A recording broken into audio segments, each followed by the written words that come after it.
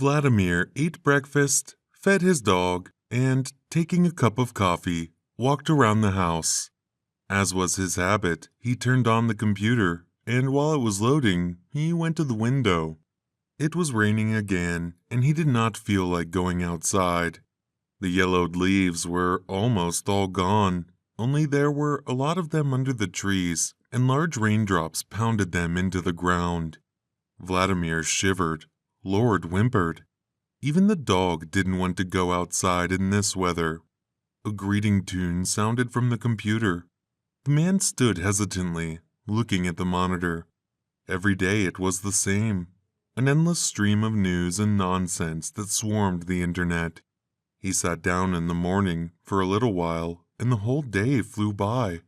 Now he realized that he was sick of it already. There is almost no live communication. The internet has sucked him in. It's good that Lord is there. He takes the owner out for a walk. Divorced his wife 7 years ago. He's 50 now, seems young, but the breakup knocked him down. No strength or desire to start a new relationship, and the old ones left wounds. He moved away from everyone, moved to the cottage, rented his apartment. In summer, he dabbled in a vegetable garden, did something on a plot. His hands grow out of the right place. He has carpenter's equipment, makes something all the time. And now he would do something with his hands, if the weather was good. Now his heart ached with loneliness, and Lord howled nearby, as if sympathizing with his master. And then Vladimir remembered that a friend of his had once told him about the possibility of a part-time cab driver. He had not taken it seriously at the time. Why ruin the car? He didn't really need the money. His pension was enough. Now he looked at it from another angle. It was a chance for a change of scenery. Especially since you can take orders when it suits you, and you don't have to limit yourself to anything. So Vladimir, out of boredom, decided to install the app and see how it worked. He spent half a day figuring out what it was all about and finally registered. Immediately, on principle, he decided to give it a try to make sure that his hard work was not wasted. On that rainy autumn day, Vladimir placed his first order. Then he tried it a few more times. Now, he did not turn on his computer in the morning, but looked at the orders on his phone. He did not ride every day. There were few convenient options for him because he lived at his dacha. But still, people go even in bad weather. He had a rest or some kind of holiday. What is the internet? Talk to people, you get more information. And there's a live forum. They share the news and discuss what's going on immediately. Sometimes he meets some taciturn passengers, but in general, everyone doesn't mind talking. Vladimir was fascinated by this occupation. He sort of began to socialize after a long period of loneliness. He began to visit the city more often. He would fill a few orders, see what the city was up to now, where people went and what they were doing. Then he goes home and people find it pleasant to have someone to talk to. Sometimes they just want to be listened to by a random person they will never meet again. Time flies by over a new activity, and the new year is almost upon us. He hadn't planned to taxi on New Year's Eve, but boredom took its toll. He began the morning by looking through the orders, and a call came not far away. Vladimir looks at what no one wants to take, and the man may be in a hurry to join his family for the holiday. Need help. He took the grandparents, who were hurrying to their relatives on New Year's Eve, to the city. And he decided that if he was in town anyway, he would taxi around a bit more. But the day did not go on as usual. Vladimir did not enjoy his work. Everything was different today. People are noisy and joyful. Illumination, firecrackers, tipsy companies, bags with gifts, someone's rein on the neck, Santa hats. Everyone is having fun and twittering about their own things. In telephones, they are busy and take advantage of the moment to send messages of congratulations. That's why there will be no time. The holiday table, The dancing will begin." Vladimir felt like a stranger at this feast of life. The usual spirited talk was replaced by congratulations. No one was discussing life's political problems. Now the main topic was presents and dishes on New Year's tables. And Vladimir had neither presents nor a festive table. He took a bottle of non-alcoholic beer and planned to buy a pizza and watch the president summarize and talk about his prospects. Taking the last order, after which he planned to go home. The man had no idea how this order would change his life. In the New Year's miracle did not believe. Even in the movies, such stories caused more dislike than sympathy. But the universe hears our thoughts. Did not want to see Vladimir's joyful faces, and, as if to play along, she sent the order on the sidelines. The man drove up to an old barracks, near which there was not even a hint of a holiday. He waited for passengers for a long time, thinking about life and wondering where to go for pizza and whether the cafes would even work, just to order.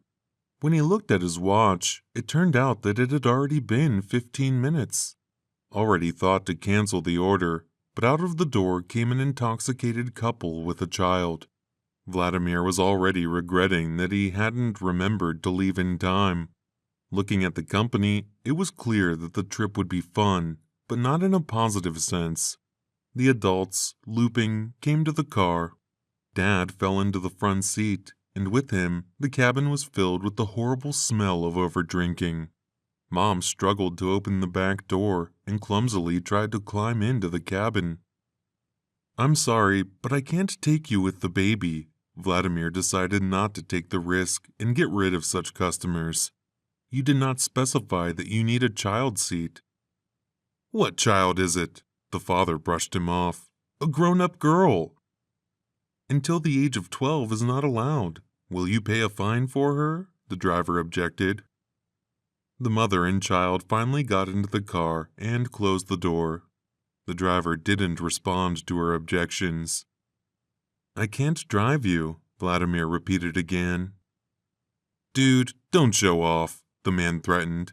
"Do your job and drive in silence. No one will see the little girl."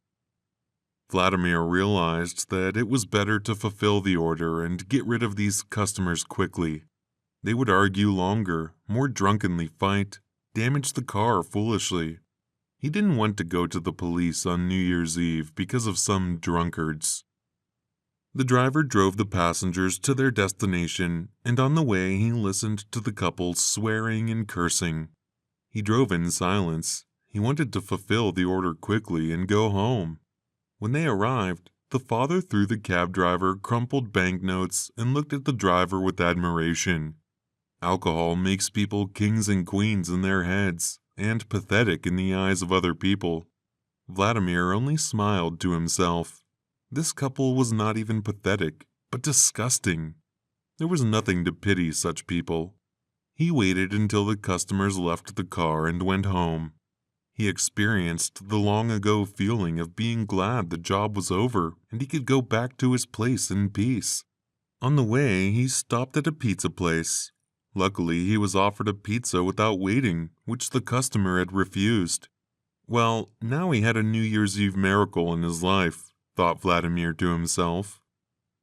He drove home, parked, and then saw that the little girl was still sitting in the car. She huddled in the seat, silently looking at the man. Vladimir could barely catch his breath in shock. He didn't understand how he could not notice her. The faithful dog in the house barked, smelling his master. "Well, sunshine, hello." Vladimir opened the door and sat down next to the girl. "We are in such a mess. What's your name?" "Zoya," the girl smiled. "And I'm Uncle Vova." He held out his hand to the girl. "Sit for a minute in the car, okay?" The girl nodded. "The dog is waiting for me there. I'll feed him and hurry back." And Vladimir ran into the house. When he came back, he went to take the girl to her negligent parents. What else to call them if they did not even call, did not raise the alarm, left without a child? On the way, he chatted with the girl. Zoya was 6 years old this summer, and she was very bright for her age. Vladimir tried to do everything not to worry her, but the girl felt comfortable and was not at all worried that she was left without her parents. "You probably have a big Christmas tree at home?" the man asked. "No," sighed the girl, "and let it better grow in the woods." "Is that what your parents said?" Vladimir was surprised. In general, he liked Zoya's position. He also thought that they cut down fir trees for nothing. "No, they just don't need to. Do you have a Christmas tree?" the girl inquired in her response. "And I also think that it's better in the woods," supported her man. Zoya sighed. They were already approaching the destination when the girl excitedly looked out the window.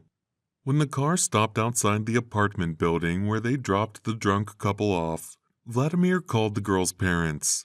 But the number didn't answer. He saw in the rear mirror that the girl was crying. "Why are you crying?" the man was surprised. "Now your parents will bring you back to meet the new year." "Please, Uncle Vova, don't bring me back. I can sit quietly in your car," tearfully asked the girl. "Your parents will be worried. I'll just check." Vladimir hurriedly left the car. He closed the doors and headed for the entrance to which he had brought the family. It was hard for the man, but he did not want to pry into other people's business. There are special services that monitor troubled families, and he did not want to take on that responsibility. Vladimir searched for an apartment where this company might be. He walked around and listened for sounds. Surely it would be a noisy party. At first, he decided to go through all the floors, and he did not find anything. Then he would call at random at all the doors. But on the third door, he heard loud music. The door of the apartment where the noise was coming from was open, and the man went inside. The picture shocked him.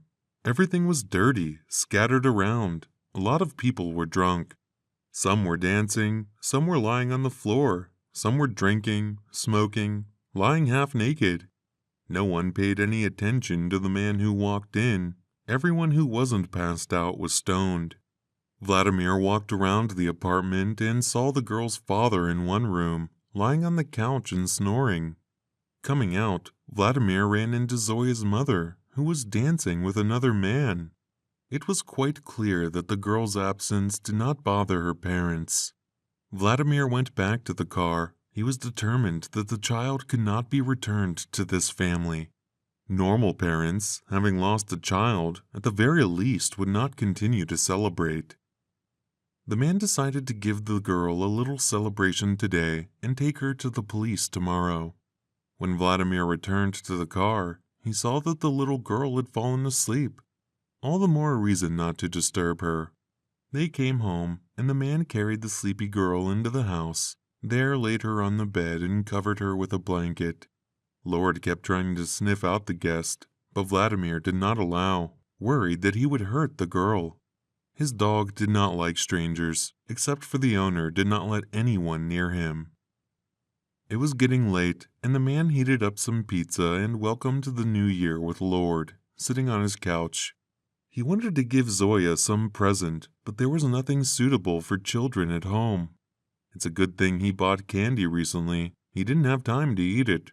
He found a beautiful bag, stuffed all the leftovers in it, wrote a note, and hung it on the window. In the morning, Zoya woke up and walked over to the man, asleep on the couch. Lord jumped up and ran over to the girl. Vladimir jumped up frightened and wanted to pull the dog away, but Lord clung to Zoya, and she looked at the man, smiling. "Do you want tea?" she asked.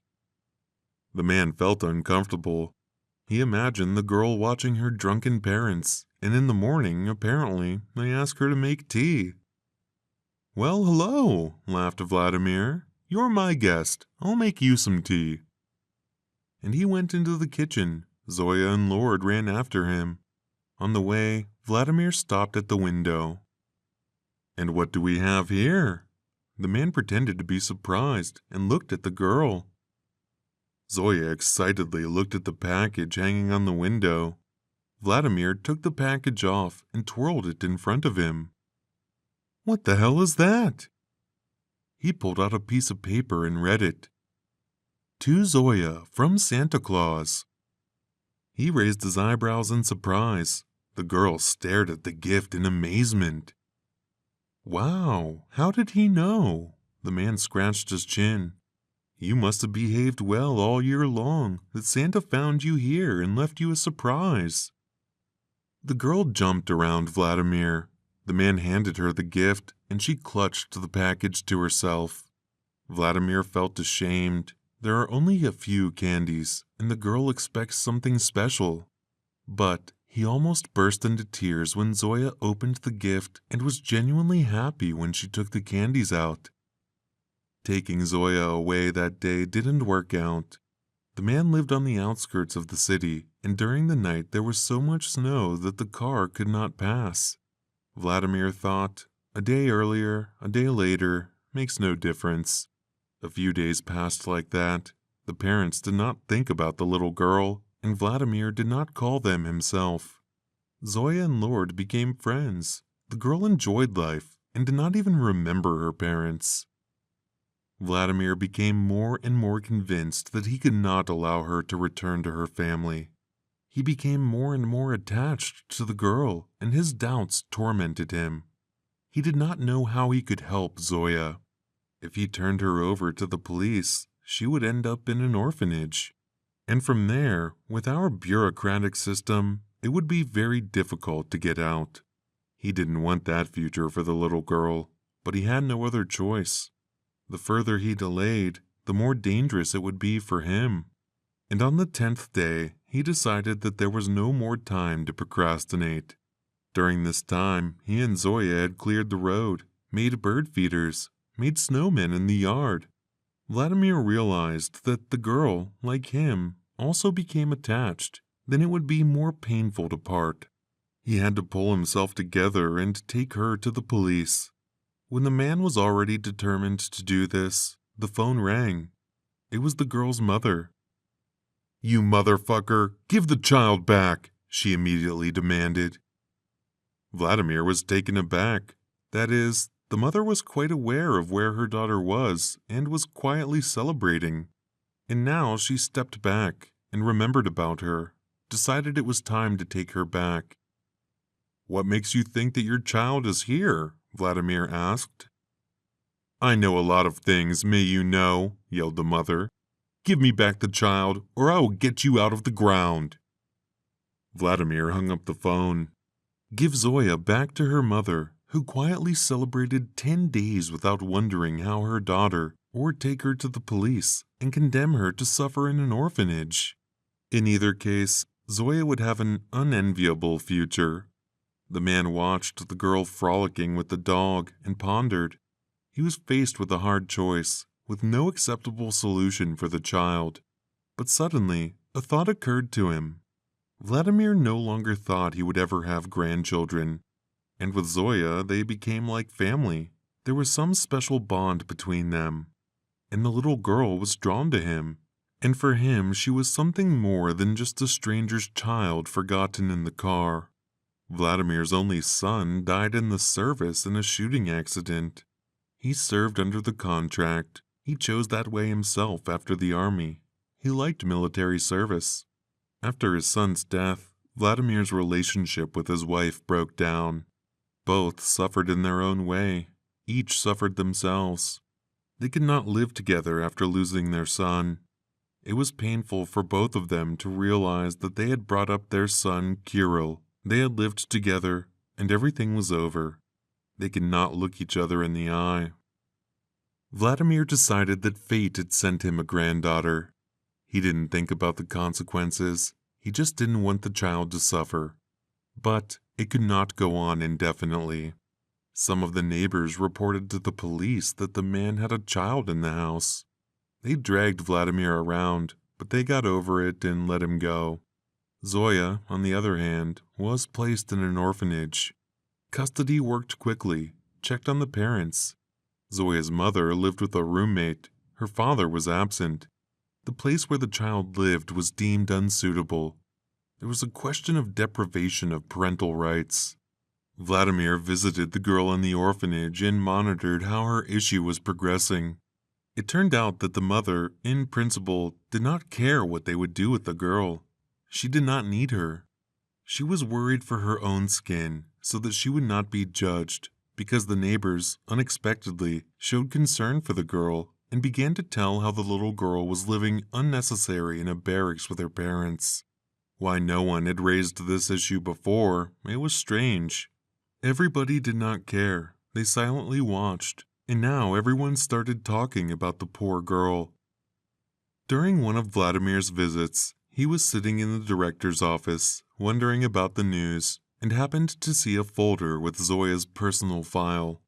Her place of birth was listed there. The man's heart skipped a beat. The girl was born in the city where his son had served. Such a coincidence could not be, but Vladimir decided to talk to the girl's mother. He contacted the woman again, and she answered with a slurred tongue, through word made in inarticulate mumbling. But everything Vladimir was interested in, he found out. Even the things that did not interest him. Her mother had broken up with her roommates and was on a binge about it. She told him that Zoya's father was a man named Cyril, like him, lived alone. Upon hearing the news, she was beyond happy. Together with her ex-husband, they began to fight for their granddaughter. This brought them together again. They reconciled and got together. They began to draw up documents for adoption. They were both 50 years old, still young. They were quite capable of raising a child. In spite of everything, life went on. They had the opportunity to give a family to the baby, to provide her with a happy childhood with her family. And, thanks to their desire and joint efforts, Zoya soon found a new home and a loving family. Thank you for listening to the story till the end. Have a great mood, and see you all again.